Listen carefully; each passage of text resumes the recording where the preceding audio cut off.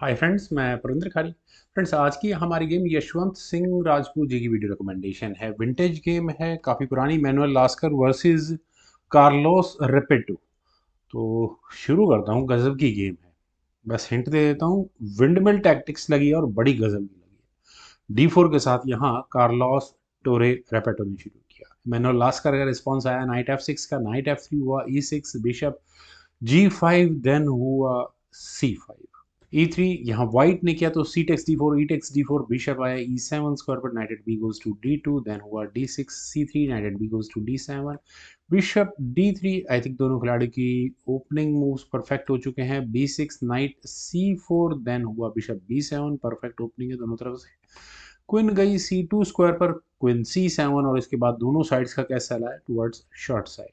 Rook at f goes to e1, rook at f goes to e8, rook at a goes to d1, then knight f8। Okay, मैं flow में सोच रहा था कि शायद रुक आएगा। चलिए, बिशप c1 थोड़ा इंटरेस्टिंग हो जाता है। नाइट d5, और यहाँ से क्या होगा अभी तो कुछ नहीं पता। नाइट g5, और फ्रेंड्स ये थोड़ा सा लग रहा है कुछ होने वाला है। क्या कर सकते हैं? मेरे ख्याल से इस तरह का कुछ अटैक बनाने की कोशिश की जा सकती है, कर भी सकते हैं। B5, पहले नाइट पर अटैक बना, इसे बताओ बचाओ। नाइट गया A3 स्क्वायर पर, नहीं भैया, क्या जरूरत है ये पॉन आगे पुश करने की। इस तरह के आइसोलेटेड पॉन की सिचुएशन आए तो पॉन एक कदम और आगे पुश कर दो। C takes B4, knight takes B4, जान बची। और यहाँ A2 पॉन पर अटैक है, जो कि बिल्कुल रिस्की मूव। आप ब्लैक चाहे नाइट से A2 पॉन ले सकता है, लेकिन इसका वापस जाना बड़ा मुश्किल हो जाएगा। खैर, यहाँ पर वाइट क्या कर सकता है मेरे ख्याल से? For white, bishop B5, bishop बचाना ज़्यादा मुझे ठीक लगता है। लेकिन क्वीन यहाँ आ गई सीधा H5 स्क्वायर पर, और अटैक कहाँ बना हुआ है ये बिल्कुल क्लियर है। तो बिशप टेक्स G5, ठीक है, हटाओ इसको। मैं एक्सपेक्ट कर रहा हूँ कम से कम यहाँ पर क्वीन टेक्स G5 किया जाए, शायद बेहतर भी होता।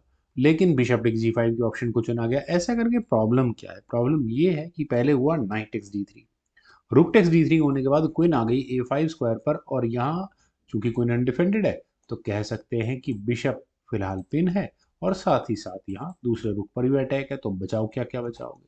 तो B4, पहली कोशिश ये कि किसी तरह से यहाँ क्वीन को डिफ्लेक्ट कराया जाए, और उसके बाद वापस ये बिशप आ जाएगा ऐसे स्क्वायर पर जो रुक का भी डिफेंस कर पाएगा। तो अच्छा था ये। लेकिन क्वीन F5, ब्लैक ने भी कहा कि नहीं, अब तो फंस गई आपकी क्वीन। बिशप तो मैं कम से कम लेकर मरूंगा यहाँ से। तो फॉर वाइट, रुक S3, बिल्कुल लगता है कि सारी प्रॉब्लम सॉल्व हो जाती है, क्वीन एक्सचेंज हो जाएंगी। लेकिन क्वीन एक्सचेंज होने के बाद अपनी तरह की प्रॉब्लम्स है। ब्लैक बिल्कुल एडवांटेज में होगा, नो डाउट अबाउट इट। तो यहाँ पर वाइट ने अपने रुक को लिया G3 स्क्वायर पर। फ्रेंड्स, ये मूव क्या हुआ आखिरकार? H6, यहाँ मैनुअल लास्कर खेलेंगे ही खेलेंगे। तो फ्रेंड्स चलिए, यहाँ तक मुझे लगता है कि ठीक है, अब वाइट ट्रैप तो हो चुका है। लेकिन यहाँ कार्लोस रेपेटो का अगला मूव था नाइट C4, और उनका क्या इरादा है कि ठीक है, आप मेरा डार्क स्क्वायर बिशप लो, अगले मूव में मैं आपका बिशप लूंगा, चाहे आप कुछ भी कर लो। तो एच टेक्स G5 अगर मान लेते हैं, यहाँ से गेम आगे बढ़े, तो नाइट टेक्स D6 होगा ही होगा। क्वीन पर अटैक बनेगा। क्वीन, हाँ, क्वीन को बहुत ज़्यादा दूर लेकर नहीं जा सकते ऐसे किसी स्क्वायर पर जो बिशप पर डिफेंस कर ले, क्योंकि उसके बाद रुक ऐसे स्क्वायर पर आएगा जो गेम में चेकमेट आराम से बना देगा। ओके, ये भी प्रॉब्लम है। हाँ हाँ, ये चेकमेट भी आपको नज़र आ गई होगी। चेकमेटिंग सीक्वेंस आपको नज़र आ गया होगा। खैर, यहाँ पर खेला गया क्वीन D5, नाइट पर अटैक बना। नाइट आई वापस E3 स्क्वायर पर, क्वीन पर अटैक बना। और अब क्या किया जाए? Queen takes D4 was best move, अगर इस तरह से गेम आगे बढ़ती है तो। क्योंकि अभी भी इस बिशप को बचाने के लिए कोई खास स्क्वायर अवेलेबल नहीं है। नहीं, उससे पॉन ले लेंगे उससे। पर चलते हैं गेम पर। यहाँ खेला गया क्वीन B5, और क्वीन के B5 स्क्वायर पर जाने के बाद friends, can you imagine, Carlos Repetto ने अपनी क्वीन सैक्रिफाइस की है, और ज़रा समझिएगा क्यों। बिशप F6, और अब आपको क्वीन सेक्रीफाइस का मोटिव जरूर समझ में आ गया होगा। जैसा मैंने शुरू में बताया कि wind mill tactics, queen sacrifice, not exactly delayed action, लेकिन और क्या क्या गंवाना पड़ेगा यहाँ पर, वो देखने वाली बात है। रुक टेक्स G7 चेक हुआ, किंग H8 स्क्वायर पर गया। रुक टेक्स F7, वही discovered check, windmill tactics जिसे मैं कह रहा था। देन किंग आया G8 स्क्वायर पर, रुक से फिर दोबारा check I, king H8 square पर, रुक टेक्स B7, बिशप उड़ा दिया यहाँ पर इस गेम में। ये डिस्कवर्ड चेक अभी खत्म नहीं हुई है, तो इसके बाद अब खेला गया किंग G8 और कोई मूव भी नहीं है। देन हुआ रुक G7 चेक, किंग दोबारा H8 स्क्वायर पर गया। मेरे ख्याल से एक और पॉन रखा हुआ था कॉर्नर में, इसे और ले लेना था, रुक टेक C7 वाला।